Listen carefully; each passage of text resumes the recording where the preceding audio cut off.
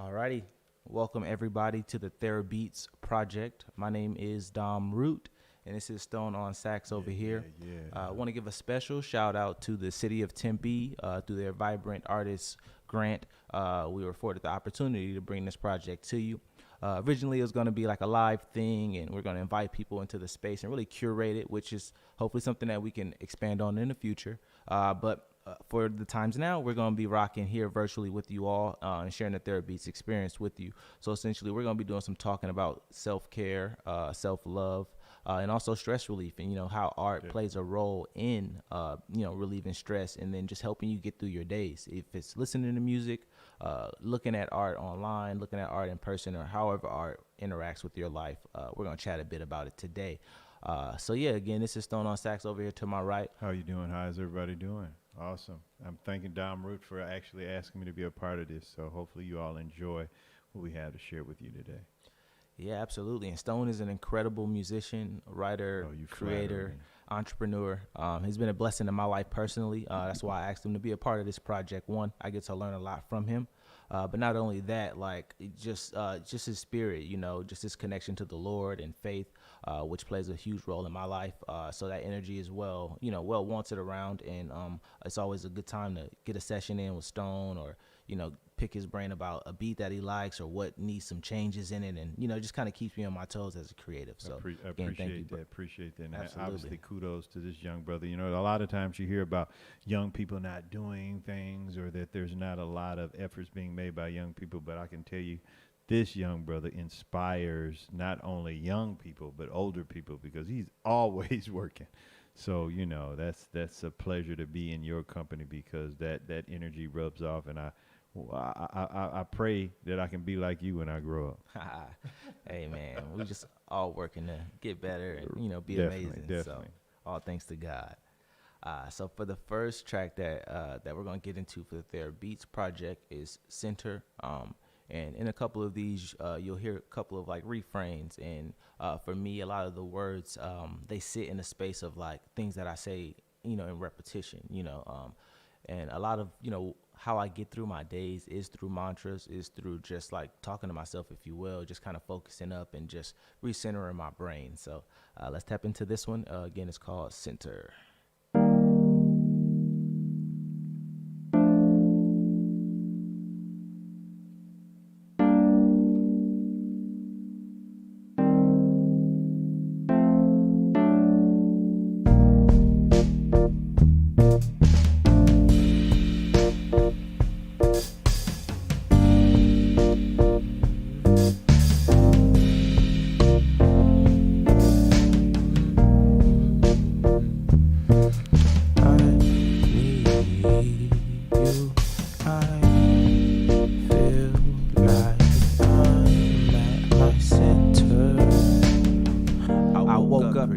Maybe I'm just glad for life, doing this work here on earth for the afterlife. I finally see it right, the meaning behind the nights. When the venues was empty, I couldn't sleep at night.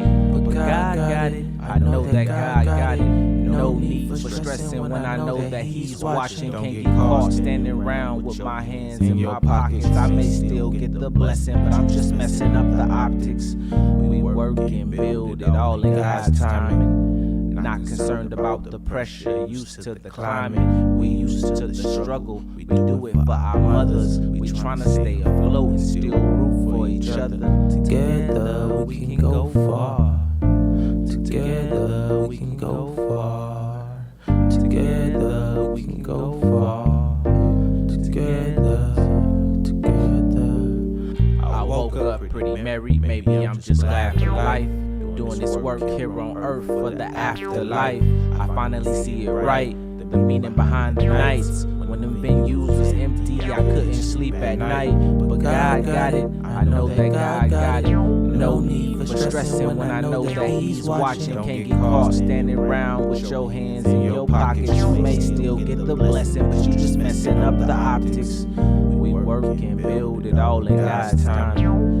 Not concerned about the pressure, used to the climate. We used to the struggle, we do it for our mothers. We tryna stay afloat and still root for each other. Together we can go far. Together Together we can go far. Together we can go far. Together, sing together. Yes, sir. Yeah. Dom Ruin. That was a strong message. You got some Thank you very much. beautiful words in there. So what was the foundation? What led you to write those lyrics? Were you going through something as you wrote it, or it sounds like it's a foundational song? What we want to share about that piece? I feel like I was really just trying to be like kind of take inventory on like my feelings, you know. Like I felt great. And you know, I just was in a space of just like, all right, but there's times where I don't feel so great, you know, or there's times where things don't go my way, and you know, I can't let you know, those things, I guess, dictate me deep down, because there were times like when we're putting on shows and they weren't, you know, what they were projected to be.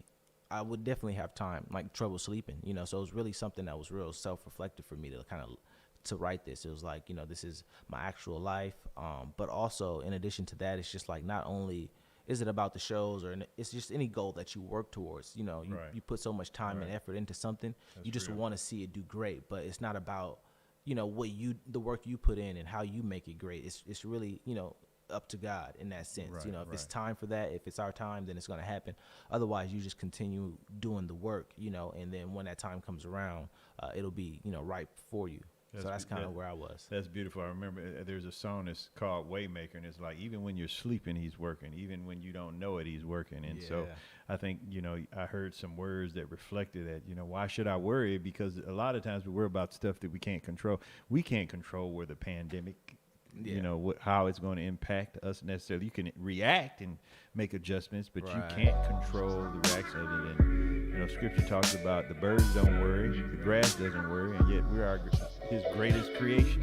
So why should we be worrying? So I hear that through your lyrics. So beautifully said, and a message that, especially during this time, during the holidays, where people are not feeling really that comfortable, you know, finances might be stressed, you know, health might be compromised to some degree, but the reality is have your foundation be centered in God, knowing that overall, if you got that together, then seek ye first the kingdom of God, and all his righteousness will be added. So let's continue to seek God first. Absolutely. And then everything else falls into place. Absolutely. And that definitely helps. Like, just having that mindset just helps to keep me relaxed. Like when we talk about like stress relief and like, you know, I get all bent up thinking about these things. But then when I think about my dedication to my faith and, you know, what this all is for, then it kind of brings me back down, you know, into my center a little better. That's real. And it's a process. It's a continual process.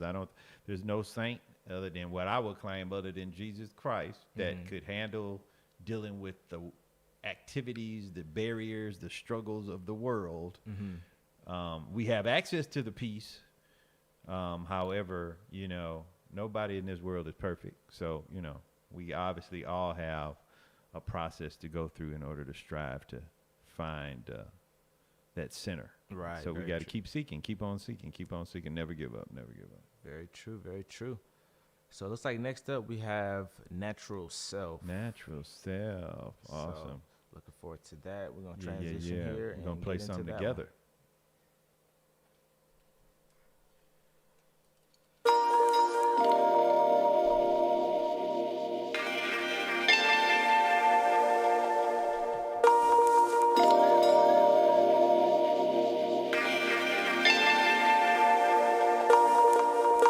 I love seeing your natural self.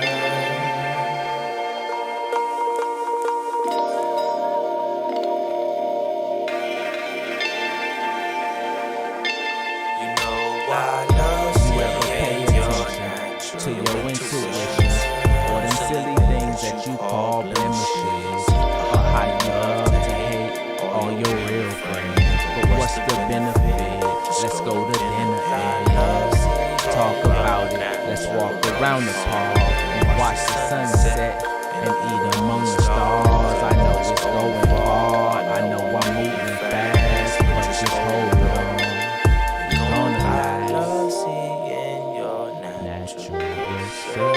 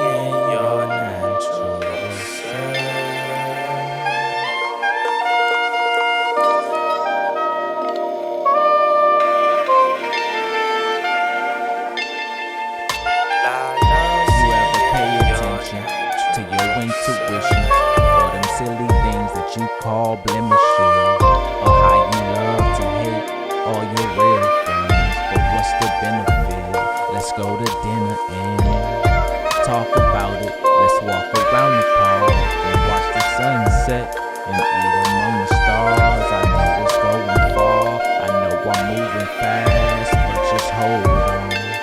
We're gonna love seeing your natural self.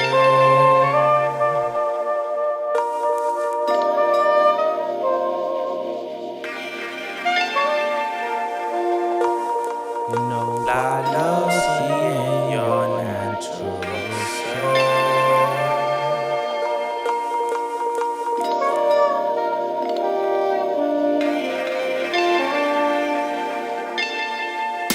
Keep it natural, keep it natural, keep it natural, keep it natural, keep it natural, keep it natural, keep it natural, keep it natural,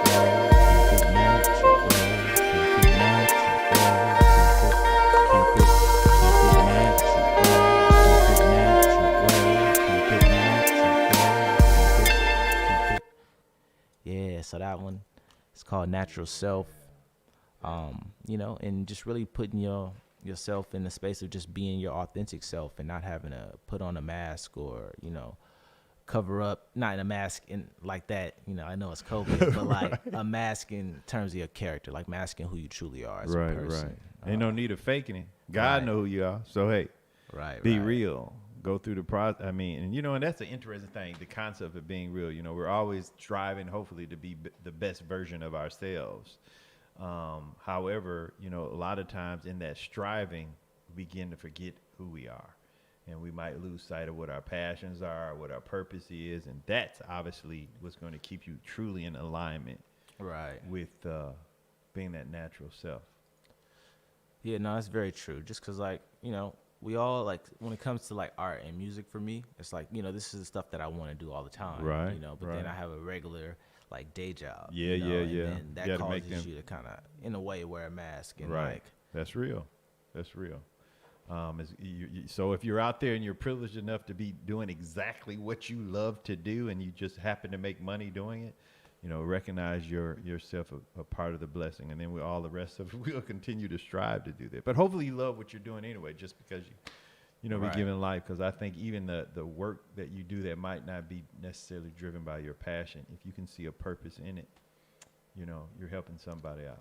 Right. Yeah, no, that's true. Because I've definitely, you know, talked to a lot of people just throughout my life that have, you know, felt like right now is like a time where they are learning to like love themselves more and like value a lot of like, you know, how they are. Like, you know, some people in a way like sell themselves short, you know, instead of just like, you know, signing up for a gig, you know, because they believe that, you know, they could do it. Sometimes they're just like, oh no, I'll take this much just because like, you know, I'm only this person. But you know, just kind of growing and being confident also in like who you are. Yeah, we know some people that've been blowing up. Like, you know, shout out to Antoinette Carley. Oh yeah. You know, she's blowing up. And, you know, and crazy. She started out, you know, a lot. I saw her at a bunch of your gigs, and now, you know, she's getting a lot of kudos for a lot of work that she does, and well deserving. So you know, you just got to step out there first. I remember somebody told me years ago is that I used to compare myself to like John Coltrane and Charlie Parker. Like, I'll never be able to play like that.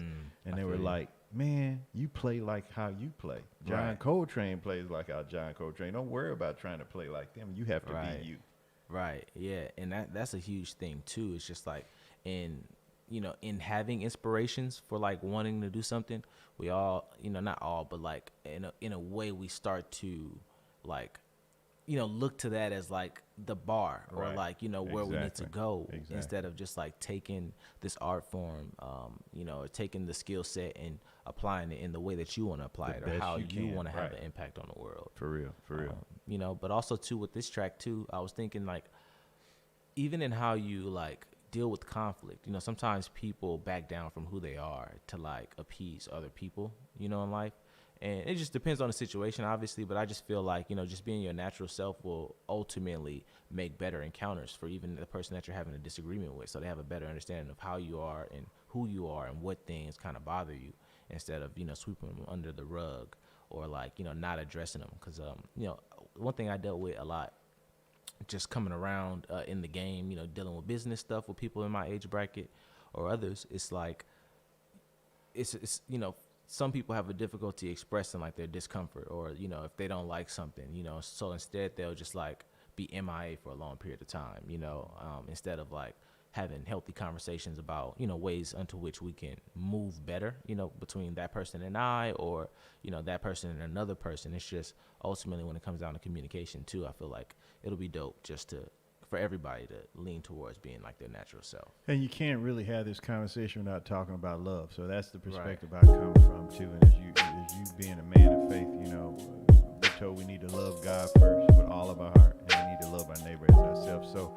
Right. I think if you operate with the premise of love being at the forefront, and you approach a person, as you said, have a healthy conversation, but it shouldn't be driven by only your perspective. Yeah. So I think we live in a very divided world right now, especially politically, and dealing with ethnic division and all sorts of things. But it's like, okay, we need to be able to take the time to listen to one another's perspective. We're going to always be polarized, and so someone has to take that step. Yes, you can stand firmly on your beliefs.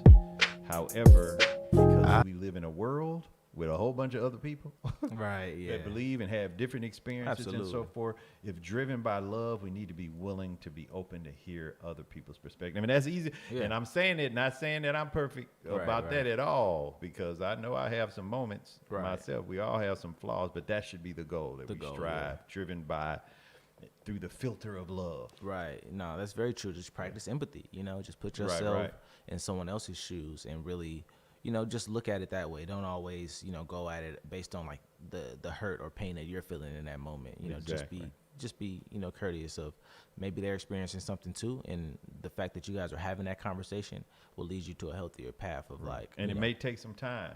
So as we were talking about in that song, stuff doesn't happen in in the first song, I think on the center, that things don't necessarily happen in our time. It might happen in God's time. And because you might have operated or lashed out in pain, Right. you might have to take a time for somebody to forgive you, or you to forgive someone else. Mm-hmm. But, have hope. I used to tell a lot of people that said in this road of love, it's a road, but every once in a while you get a speed bump. But don't allow that speed bump to interpret what the whole road, what the whole journey is going to be about. Right. It's just a speed bump. Right. Yeah, absolutely. Just don't let one thing mess it all up. That's real. Okay. Looks like next up we got a poem that I have. It's called The Gavel. So yeah, I'm going to get my stuff together for that and we'll get it going. Awesome. Give it up for Dom Root.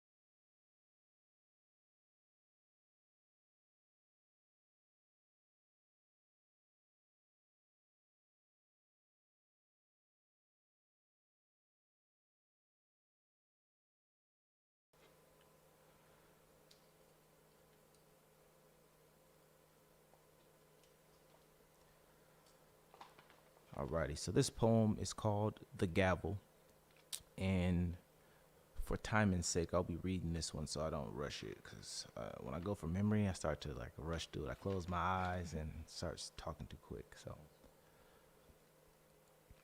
The Gavel. I'm just a humble and moderately consistent cat who's been lost enough times to give up, but has prayed enough to know better. And if I know one thing about life, I know that it's all in the image. So that means it's all about how you present it. And in a world full of misfits, how many people is really listening to anything? For me, I was never quite told what I wanted to hear because I fell in love with the world that is more comforted in projecting the surreal. So as I breach this world's forbidden sector, may the judger's implications forever vector, leaving me faced with yet another dilemma, because the hip bone is connected to the backbone. And the backbone is now the iPhone. And we're all addicted to something, but not too many are addicted to love, just situations. And we live in a world so cold that the people you care most about can give no cares about you. The people that you share your dreams with could suck the life's blood from the root as they misuse I love yous and lie in your face and sure I'm open to trust, but I just need to see the proof at this point. The gavel is closure for the things tainting our lives. When I slam it down on the crown of aged oak wood, I feel the shattering of all shallow ties breaking on first contact.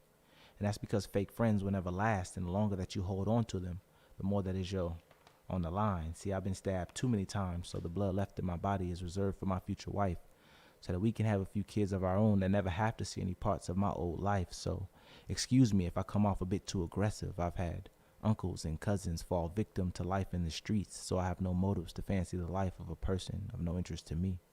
If you're not a benefit, then you're probably a detriment, and it was only to your pleasure that we meet. And in times you feel indifferent about life, think of me, a young, humble, and moderately consistent cat who's been lost enough times to give up, but is prayed up and still believes. The gavel. And that's that piece. And that's that piece. Bruh, you know you deep, man. So you know you're gonna have to break that down for us. There's a lot I love that you said that iPhone has become my backbone. Yeah. That's real though. People, man, that phone is like you could be in the hospital bed, Right, but if you you got don't that have thing that with phone, you, you for want sure. to make sure to be connected to the world. For It's sure. crazy how things have turned upside down that way. Right, yeah. And Yeah. the thing about this track, I mean, that poem was it's pretty dated in terms of like how old it is, but it's something that, when I think of the gavel and I slam the gavel, obviously there's a gavel, the judge has the gavel, and it usually determines whether or not you're getting sentenced or something like that. But here in a way, it's like the other guy has the gavel now, and it's not that it's gonna do anything, but that feeling of just smacking it, you start to just it's just a feeling, it's just like, what if, like, hey, just like hit it, and then these things disappear, and when you talk about like the iPhone and that whole backbone thing, that was like a different part of it, but I was essentially just talking about like, we live in just this world where, things get all crazy and like messed up, and it's not necessarily like we're not centered in, if you will, things are so You're not fast. prioritizing the things that are most important. Yeah, absolutely. And people included, sometimes it's like we'll be in a public setting and it's supposed to be social, and I fall victim to it as well, but it's just like that phone, we pop it up just because we may not want to talk, or like, it's just a way of like not looking awkward if you're in a room. Like, we got to get away from like requiring on unnatural things to like, make us feel natural or make us feel It okay. becomes the tool for coping, or the tool for communicating when you can talk to somebody right in front of you. Right in front of But you, that yeah. But it also sounds like you might have been going through something during that time. So, I mean, was this therapy in itself to be able to write? Yeah, absolutely. Because like this poem in particular came out of a time period where I was working with a reverend out of DC, Romal Toon, and he had a book. I meant to bring a copy of it with me, but it's called God's Graffiti.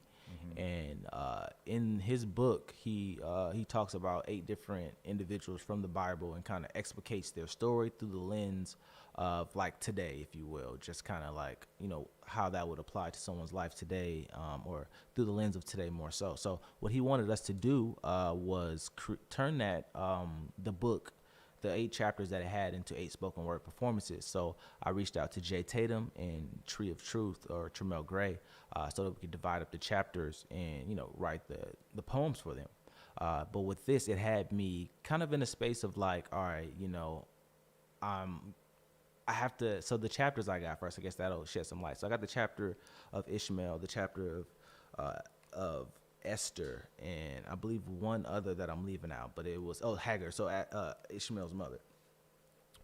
So pretty much it kind of forced me to deal with the relationship I had or didn't have with my father more so, especially when we talk about the chapter of Ishmael. And so in writing, that a lot of other things started to come out, because it was the first time for me to really express myself in that way. Like I had a lot of anger towards my father, and just more so in terms of him not being around, specifically through like my high school years, middle school through high school, just because I felt like that's when I was like running into my stride when it came to football and sports and like kind of identifying myself. And given that he was MIA, but would just like try to pop up, randomly here and there, it kind of frustrated me. And I didn't have a healthy way of communicating that to my family. I just didn't want to be around him, or, when I came out here to Arizona where he is or what was, then, I wouldn't want to link up with him, and my grandma was like trying to get us to do that. So it was real kind of difficult, but the book kind of helped me navigate that and like put my feelings into words. And, for my family, it was probably the first time they ever heard some poetry like that, like coming from me in terms of something being real about how I felt. So